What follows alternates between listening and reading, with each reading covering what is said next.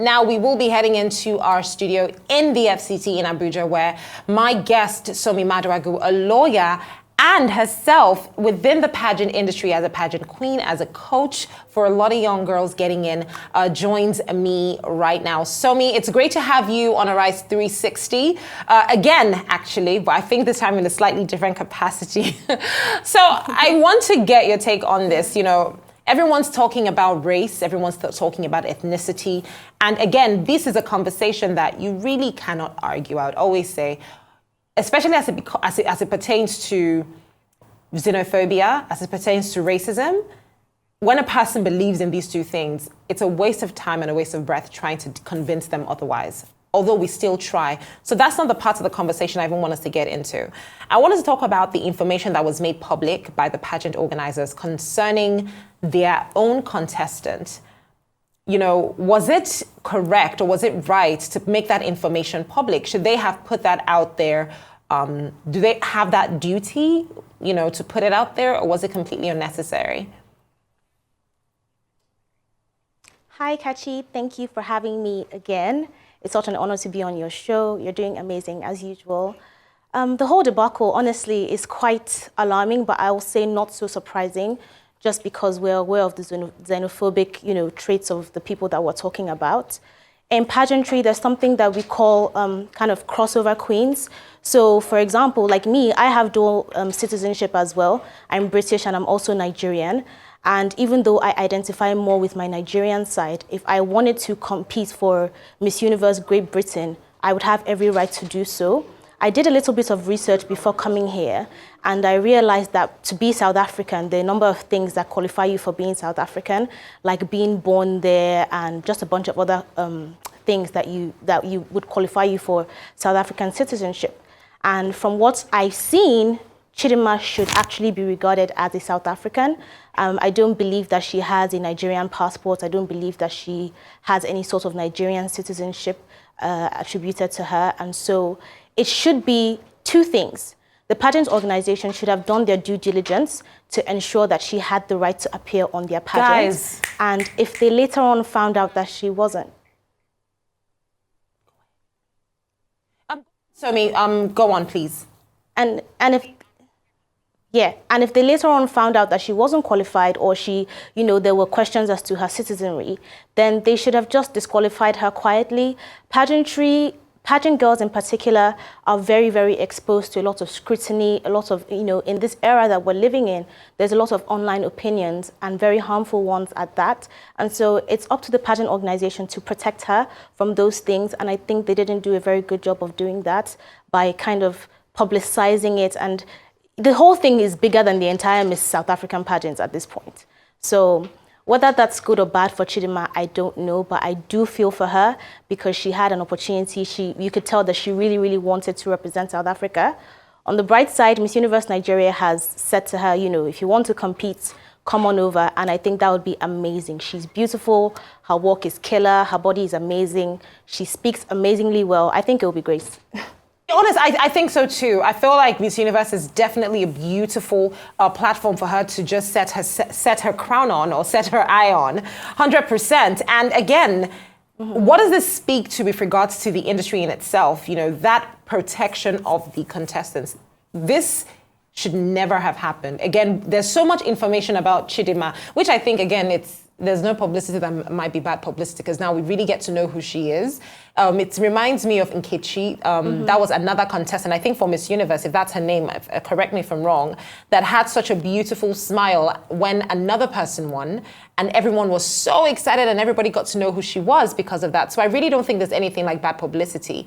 However... Oh yeah. Yes. However, protecting the contestants, what is it with the pageants, whether it's in Nigeria or in South Africa, that a lot of times you hardly find spaces where the pageant girls are the priority, not the organizers, not the sponsors, not the fans, the girls. Why are they hardly ever the priority? Why are they always the collateral damage? Well, I think it's because a lot of people don't realize that pageantry is business. It's serious money-making business. And, you know, with most money-making businesses, profit has to be made and it's really cutthroat. I think that's what is showing. That's what we're able to see, that the business comes before the people. And unfortunately, we live in a capitalist world, and that is what it is.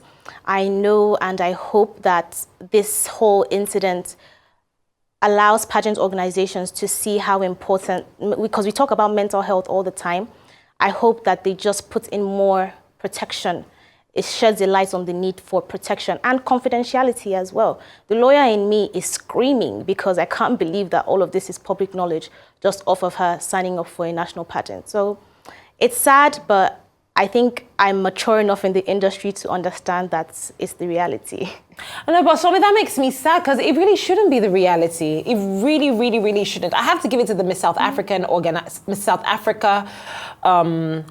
organizers, though, because the quality of show that they put up also explains the level of interest in this. Let's talk about that event. Away from all the controversy, do you see the quality of a show that they put out there? So Miss SA for a lot of African countries is the standard. In pageantry, we have something called sash factor countries, and SA is one of the sash factor countries. And so in essence, when you're a sash factor country, it means that when you go for pageants, you know, you're the country to look out for, you're the one to beat. And we've seen that year after year. Miss SA does not spare any expense when it comes to their sponsorship of their pageant. You know, the entire country and the organizations pull in resources to actually sponsor these girls. Bryony, who was their Miss Universe and also represented South Africa at Miss Supranational, was sponsored by Mercedes-Benz, from everything from the car to the luggage to her clothes. You know, there's a certain intentionality that South Africans have when it comes to pageants. We in Nigeria, I for one, definitely look up to them because they kill it every single time. So they've even transformed from having just a typical, you know, pageant show. They now have the Crown Chasers, which is like a reality TV show, because they've seen how much interest this production has garnered. So it's really amazing what they're doing. I love it. I really, really love it.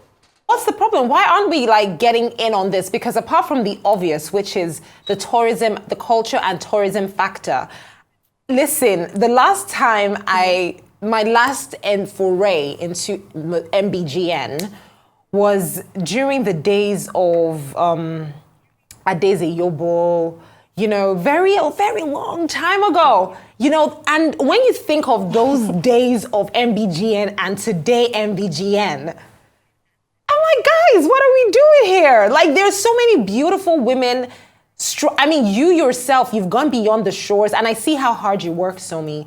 It's incredible how hard you work. Like, you've gone beyond the shores of Nigeria.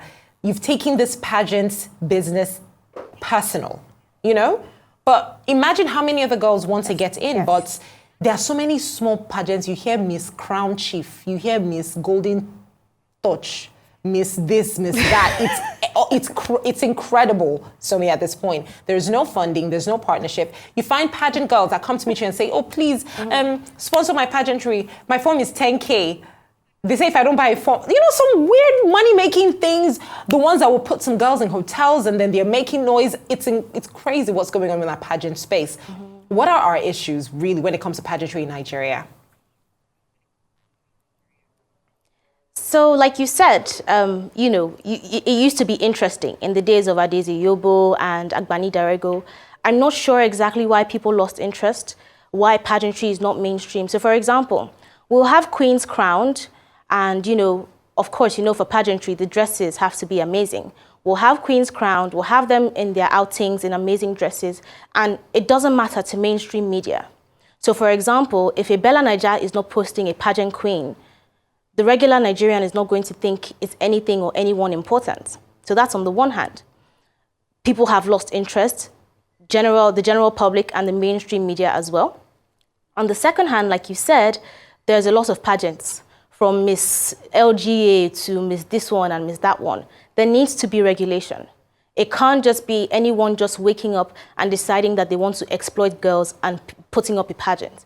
There have been, you know, even just as recent as last year, there was a pageant like that. Very, very well marketed, but very extremely exploitative. And pageantry is beyond showcasing girls. It's about building girls to be the best they can be. It's about teaching something. It's about what advocacies the girls have to offer and how that pageant organization can help them. So a lot of times people in Nigeria, like I said, see it as a money-making scheme, and that's one of the reasons why the actual essence of it is lost. I wish that, there would be some sort of regulation. Maybe the Ministry of Entertainment will pick it up once again, because it's amazing. It's, the last time I was here, I said it's amazing PR for the country, and it is. If South Africa is investing heavily in their pageantry, I don't see any reason why we shouldn't. Minister of Entertainment, Minister of Tourism, think about it, the amazing, amazing, beautiful girls with great talents and amazing advocacies that should be helped, I'm literally going to just say it and put it boldly that, the minister, that is, of course, Minister Hannatu Musawa, Minister of Arts, Culture and Creative Economy, and we are literally saying that the minister has done a great job in getting into every creative space. She's dabbled into animation, dabbled into film, proper film, short filmmaking, feature filmmaking, and that's all beautiful. The art scene, that's amazing. But you see, the pageant space is another space that I agree with you could be a huge, huge booster for our economy, our creative economy within Nigeria. I mean, I just imagine, do you know how many cultures we have? I remember looking forward to watching the cultural night where everyone comes out in their beautiful attires and they're dancing. It was an absolute showdown. But the designers are going to kill it. Of course. Bonanga Mathiba, all her dresses were made by Nigerians. Every single one of them. So imagine her Nigerians designing for Nigerians on a Nigerian stage. We could do magic with these things. But yeah, like I said, it still boils down to money. Sommie, thank you so much. And even beyond. Yeah, of course. Go ahead. Thank you.